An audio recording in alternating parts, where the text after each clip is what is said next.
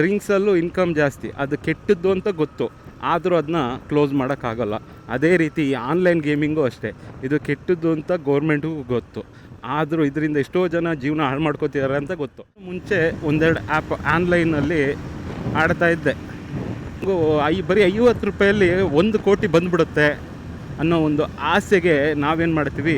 For example ಈಗ 25 ಲಕ್ಷ ಜನನೇ ಅಂದ್ಕೊಳ್ಳಿ, ಅದರಲ್ಲಿ 12,50,00,000 ಸಮಥಿಂಗ್ ಹೆಚ್ಚು ಕಮ್ಮಿ ಅವರಿಗೆ ಇನ್ವೆಸ್ಟ್ಮೆಂಟ್ ಹೋಗುತ್ತೆ.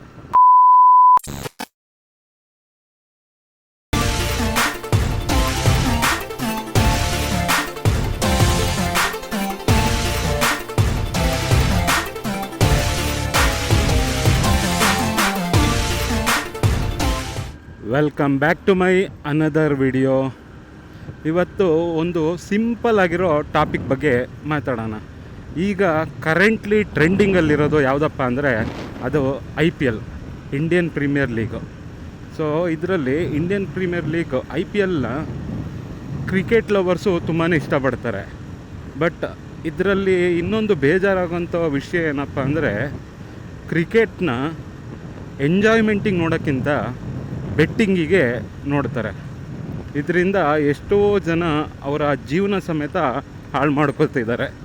ಸೊ ಕ್ರಿಕೆಟು ಆಡೋದು ತಪ್ಪಲ್ಲ, ನೋಡೋದು ತಪ್ಪಲ್ಲ, ಬಟ್ ಅದನ್ನ ಬೆಟ್ಟಿಂಗಿಗೆ ಯೂಸ್ ಮಾಡ್ಕೊಳ್ಳೋದು ತುಂಬಾ ಅಪಾಯಕಾರಿ ಆಗಿದೆ.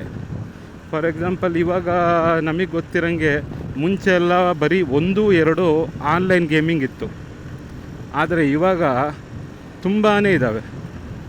ಎಷ್ಟೊಂದು ಆ್ಯಪ್ಸ್ಗಳು ಬರೀ ಆನ್ಲೈನ್ ಗೇಮಿಂಗಲ್ಲೇ ಚೆನ್ನಾಗಿ ದುಡ್ಡು ಮಾಡ್ಕೊಳ್ತಾ ಇದ್ದಾವೆ. ಈ ಆನ್ಲೈನ್ ಗೇಮಿಂಗ್ ಅನ್ನೋದು ಎಷ್ಟು ಡೇಂಜರಪ್ಪ ಅಂದರೆ, ಈಗ ನನ್ನ ಜೊತೆನೂ ಸುಮಾರು ಜನ ಫ್ರೆಂಡ್ಸ್ ಇದ್ದರು. ನಾನು ಮುಂಚೆ ಒಂದೆರಡು ಆ್ಯಪ್ ಆನ್ಲೈನಲ್ಲಿ ಆಡ್ತಾ ಇದ್ದೆ. ಏನಂದರೆ ಆ ಥರ ಅವರು ನಮ್ಮನ್ನ ಅಟ್ರ್ಯಾಕ್ಟ್ ಮಾಡ್ತಾರೆ. 50 ರೂಪಾಯಿಗೆ 1 ಕೋಟಿ 2 ಕೋಟಿ. ಸೊ ನಮಗೇನಾಗ್ಬಿಡುತ್ತೆ ಅಂದರೆ, ಬರೀ 50 ರೂಪಾಯಿ ಅಲ್ವಾ, ನಮಗೂ ಬರೀ 50 ರೂಪಾಯಲ್ಲಿ 1 ಕೋಟಿ ಬಂದುಬಿಡುತ್ತೆ ಅನ್ನೋ ಒಂದು ಆಸೆಗೆ ನಾವೇನು ಮಾಡ್ತೀವಿ, ಇನ್ವೆಸ್ಟ್ ಮಾಡೋಕ್ಕೆ ಹೋಗ್ತೀವಿ. ಬಟ್ ಅದ್ರಲ್ಲಿ ನಾವು ಯೋಚನೆ ಮಾಡಬೇಕಾಗಿರೋದು ಏನಪ್ಪ ಅಂದರೆ, ಆ 50 ರೂಪಾಯಿಗೆ ಬರೀ ನಾವು ಒಬ್ಬರೇ ಇರಲ್ಲ, 25-30 ಲಕ್ಷ ಜನ ಅದೇ ಒಂದು ಕಂಟೆಸ್ಟೆಂಟಲ್ಲಿ ಪಾರ್ಟಿಸಿಪೇಟ್ ಮಾಡ್ತಾ ಇರ್ತಾರೆ. ಬಟ್ ಅದರಲ್ಲಿ ಯಾರಿಗೋ ಒಬ್ರಿಗೆ ಸಿಗುತ್ತೆ. ನಮ್ಮ ಲಕ್ ಹೆಂಗಿರುತ್ತಪ್ಪ ಅಂದರೆ, 10 ಜನ ಇದ್ದಾಗಲೇ ನಮಗೇನು ಬೀಳಲ್ಲ. ಇನ್ನು ಆ 25 ಲಕ್ಷ 30 ಲಕ್ಷ ಜನದಲ್ಲಿ ನಮಗೆ ಬೀಳುತ್ತೆ ಅನ್ನೋದು ಯಾವುದೇ ನಂಬಿಕೆನೂ ಇಲ್ಲ, ಗ್ಯಾರಂಟಿನೂ ಇಲ್ಲ. ಆ್ಯಂಡ್ ನಾನು ಹೆಚ್ಚು ಕಮ್ಮಿ 2 ವರ್ಷ ಆಡಿದೆ, ನನಗೂ ಬಂದಿಲ್ಲ ಅಂತೇನಿಲ್ಲ.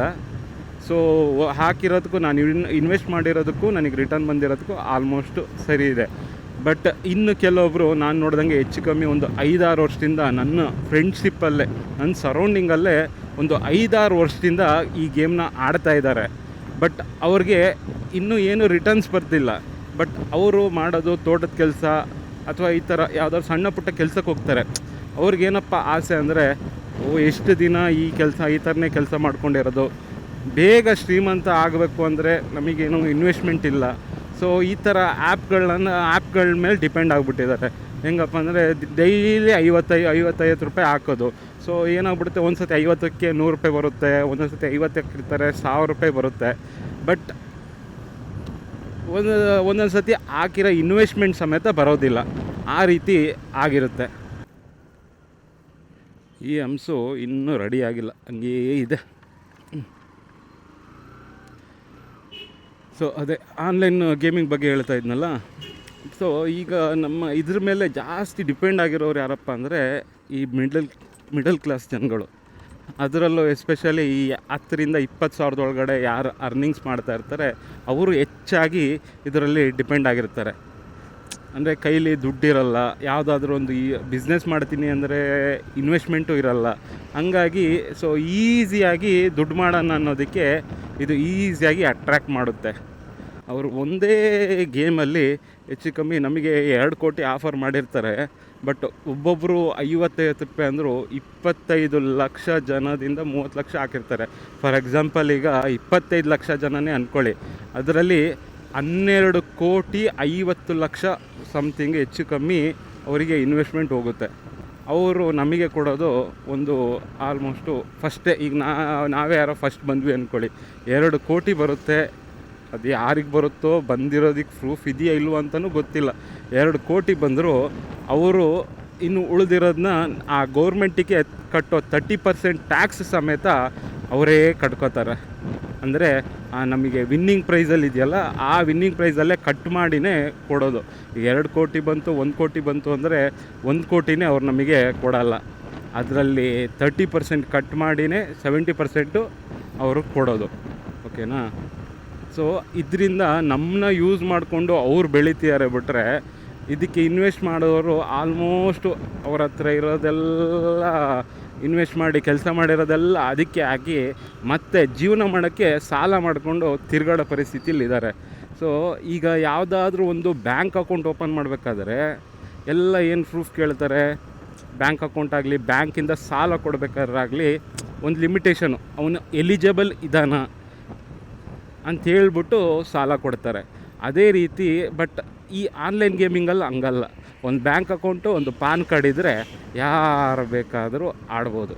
ಸೊ ಈ ಆನ್ಲೈನ್ ಗೇಮ್ ಲಾಗಿನ್ ಆಗಬೇಕಾದ್ರೂ ಆ ಥರನೇ ಪ್ರೊಸೀಜರ್ ಮಾಡಬೇಕು.